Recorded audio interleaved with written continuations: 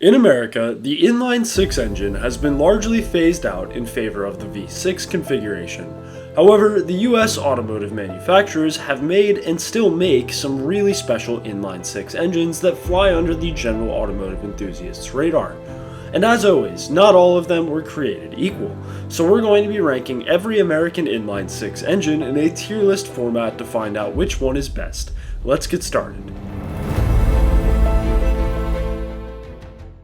Starting out with Ford, the first generation of their main inline-6 series was known as the Flathead. The Flathead inline-6 came in two different sizes and only found itself powering large, heavy-duty vehicles. By design, this engine was fully cast iron and used a side valve system for the valve train, hence the name Flathead. Torque production is respectable for the time period, and the engine was simple enough to be free of any major issues. Power production was certainly a bit on the low side for the 40s and 50s with that kind of displacement, but the Flathead i6 was still an average engine and should fall around the high C tier. The second generation of the Ford Inline-6 was named either the Mileage Maker or Cost Clipper depending on the application. Oddly enough, it shares virtually nothing in common with the previous generation, being completely redesigned from the ground up. The Mileage Maker used much of the same top-end design as the Ford Y-Block V8, which is known for extensive oiling issues. Unfortunately, these issues carried over to this engine, with oiling problems present throughout the entire top end. Although the second generation made a fair bit more power than the first, such issues and headaches aren't really worth the gain. The Ford Mileage Maker Inline-6 will be our first entry to the D tier. The Falcon 6 was the third generation of the main Ford Inline-6 series and started out as a US engine. Eventually, Ford Australia would redesign it and keep the name for another 30 years, and we'll cover that in this video, but this is the original Falcon 6 produced in the US.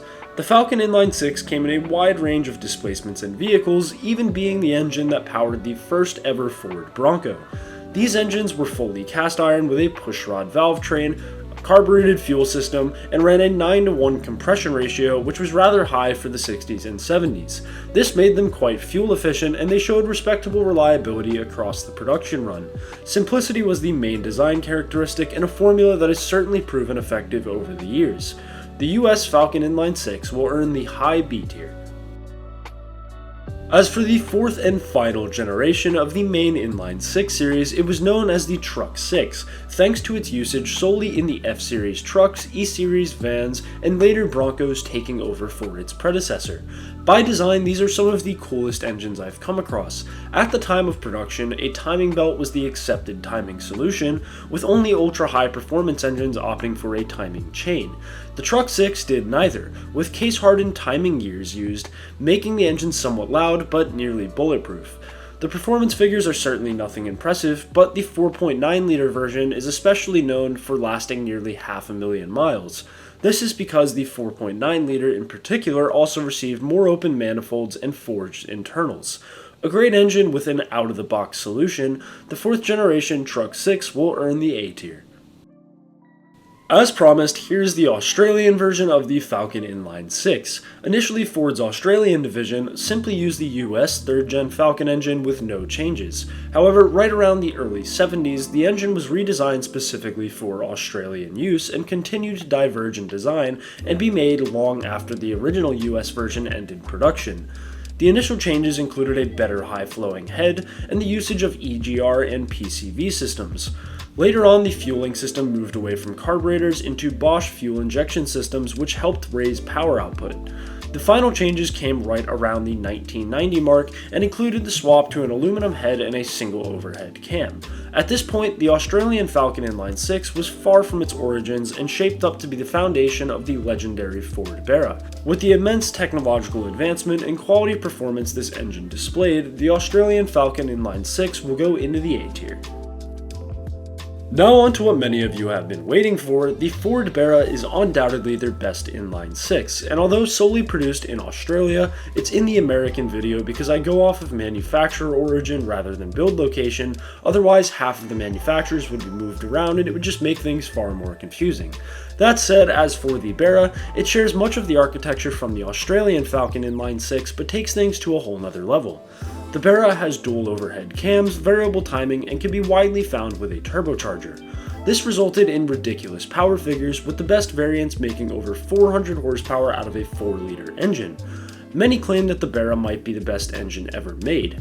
They're crazy strong and can hold immense boost, allowing them to produce near the 800 horsepower mark when modified on stock internals like the one that you see pictured. Additionally, they're widely considered indestructible and can be abused without any backlash. I think it's fair to say that the Ford Barra belongs in the S tier.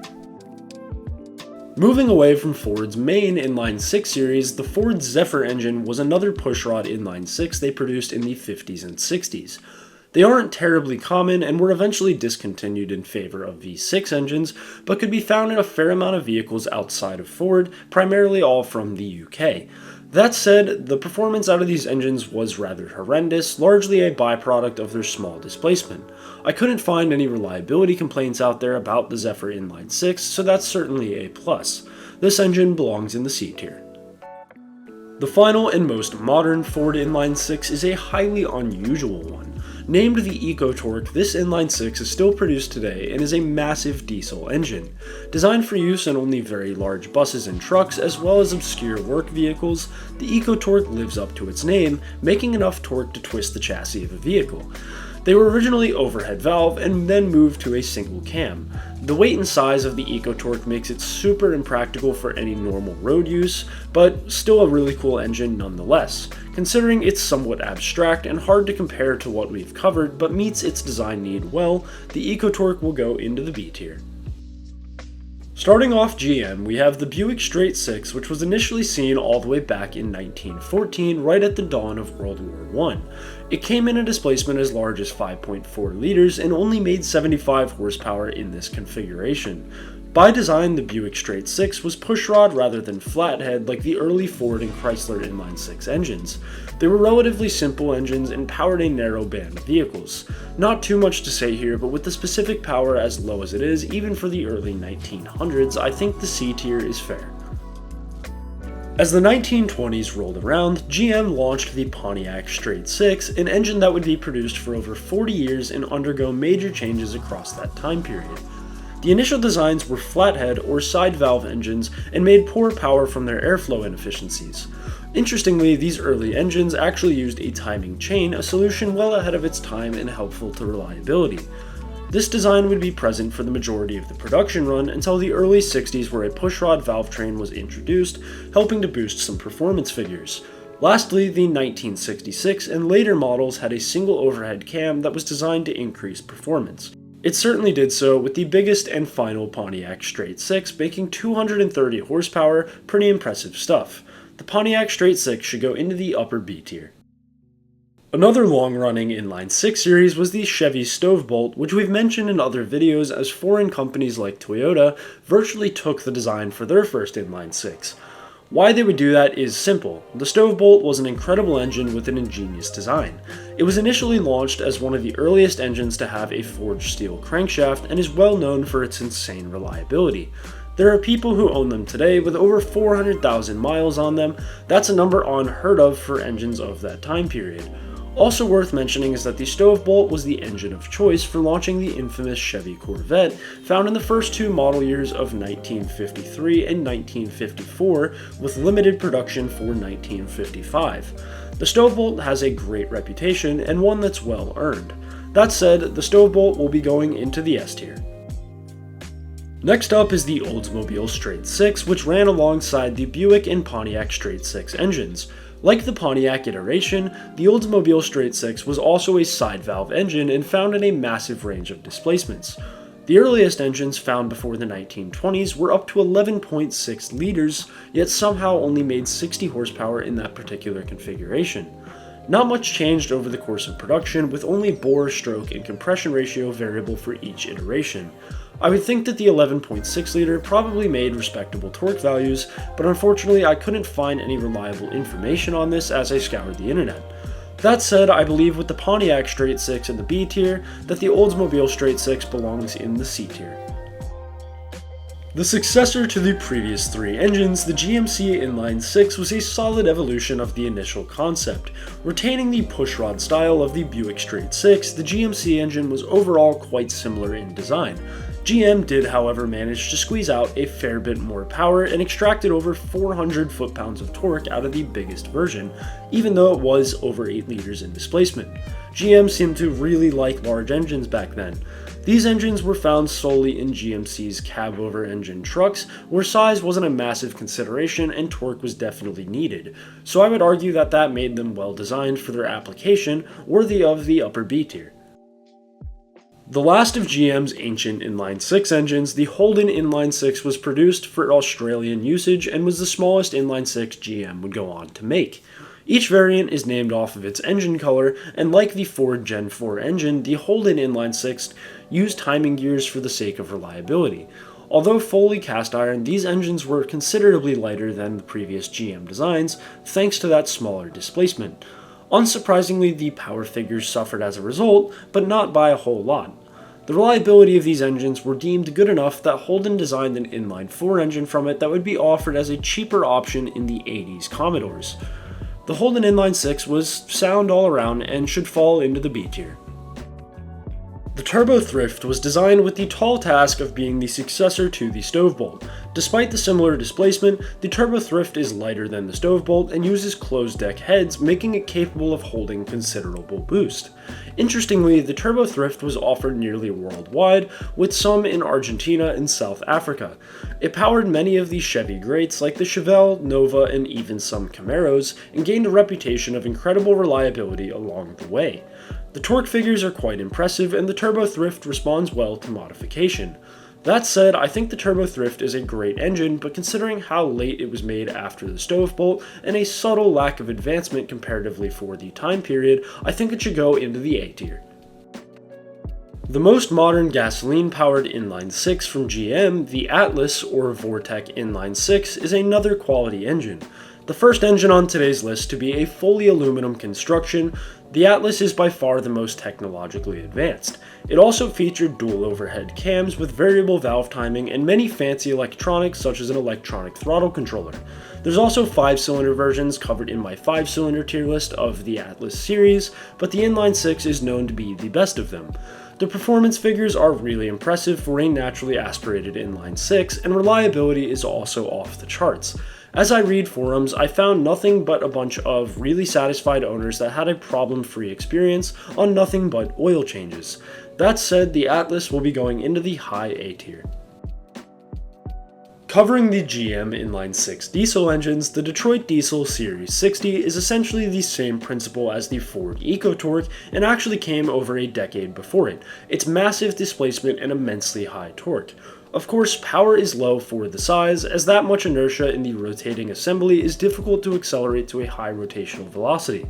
At 14 liters, the Detroit Diesel is useless in a passenger car, but is found inside some really powerful and abstract applications. GM themselves stated that these engines are meant to run over 750,000 miles in buses, making them ultra-reliable and definitely overbuilt. It's worth stating that I would put this engine above the Ford EcoTorque simply because it accomplished something nearly identical but a decade and a half earlier. However, the Detroit Diesel Series 60 will still go into the B tier. The final GM Inline 6 and the most modern is the 3-liter Duramax diesel, still produced today and also known as the LM2. It's a full aluminum build with a forged steel crankshaft and hyper-eutectic pistons. Everything there sounds great, and the torque figures are truly tremendous. Myself and many owners online do have a few grievances though. This mainly includes the new emission systems that have largely ruined diesel engines in America, choking them down and drastically shortening their lifespan while making them a complete headache to own. The main annoyance is the DPF or diesel particulate filter, and having to always let it do recharges or having to do additional maintenance to that particular system.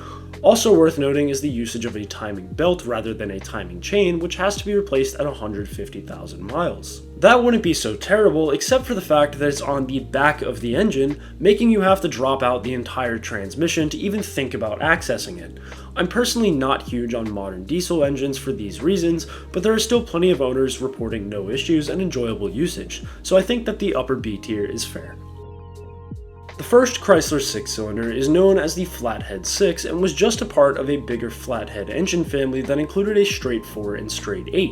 These engines were also fully cast iron and carbureted, very similar to everything we've seen in that era. As for performance, the best Flathead 6 only made 170 horsepower as late as 1964. Although reliability is acceptable, proved by the vast amount of vehicles that the Flathead 6 was housed in. As a whole, I find this engine comparable to Ford's Generation 1 Flathead and will also put it around the high C tier. Next is the most notable inline 6 from Chrysler, known as the Slant 6 engine. The replacement of the Flathead engine, the Slant 6 gets its name from its 30-degree slant in the engine bay meant to reduce the height of the engine. By design, the Slant 6 is cast iron with some versions having an aluminum block. There's a pushrod valve train and forged internals. Some iconic applications are present like the Charger, Challenger, and Plymouth Barracuda. The Slant 6 made good torque and accepts modification like no other. I've also found owners in forums with over 300,000 miles and no rebuilds on engines that are over 50 years old. As a whole, the Slant 6 is a really special engine and deserving of the immense love that it receives. I'll have to be putting the Chrysler Slant 6 into the S tier. Chrysler Australia launched the Hemi 6 in 1970 with its unique design that earns it the name. The combustion chamber has a hemispherical shape that increases combustion efficiency, a technology still widely used by Chrysler today. It seems that the Hemi 6 has a reputation for reliability and extensive usage with minimal maintenance, and also makes over 300 horsepower in its largest format. These engines are only found in the Australian Valiants, as far as I can tell, and were another quality addition to Chrysler's increasingly good inline 6 record. The Hemi 6 will be going into the A tier. Another hemispherical engine, the Jeep Tornado, was an engine that was originally made by what was Chrysler Jeep. So I'm now going down kind of a side road, but don't worry, we'll connect back to Chrysler with the next and final engine. The Jeep Tornado was developed in the 60s and used in some military applications. The power was definitely lackluster for a 3.8-liter engine, but the torque was plenty sufficient, fine for the applications. An interesting feature is seen within the single overhead cam valve train, where there's only one cam lobe per cylinder rather than two, making it somewhat oddly shaped to hit both valves. I'll start by saying the later models were definitely better, but the Tornado had some serious issues. Burning oil was common, but more concerning was how easily oil would leak from various locations. Considering that not everyone is carrying and constantly filling their engines with more oil, many of them happened to run dry and experienced all-out failures. As stated, the later models fixed some of this and went on to even be used in racing. But with how reliable every other engine on this list has been, although somewhat harsh, I'll be putting the Jeep Tornado into the D tier. So tying back to Chrysler, Kaiser Jeep was eventually bought by AMC, who eventually merged into Chrysler. In that middle phase, we got the AMC Straight 6 engine, another cast iron pushrod engine with some variants having an aluminum block. By design, it's very similar to the Hemi 6, but without the hemispherical heads, and came in a variety of displacements and Jeep vehicles. The most notable is the 4-liter version, which many swear to be the best engine ever built. As I researched, I realized that they do have a pretty valid point. The AMC Straight 6 makes good torque and has all forged internals, making it yet another indestructible engine with a following similar to the Slant 6. That said, the AMC Straight 6 will wrap things up in the S tier. So that'll do it. There's every American inline 6 engine ranked. I think it's interesting how similar designs were between companies over time, especially between Ford and GM. Let me know what you would change and if there was anything that I missed. Also be sure to subscribe to the channel if you enjoyed the video and are following the series. Thanks for watching and have a great day.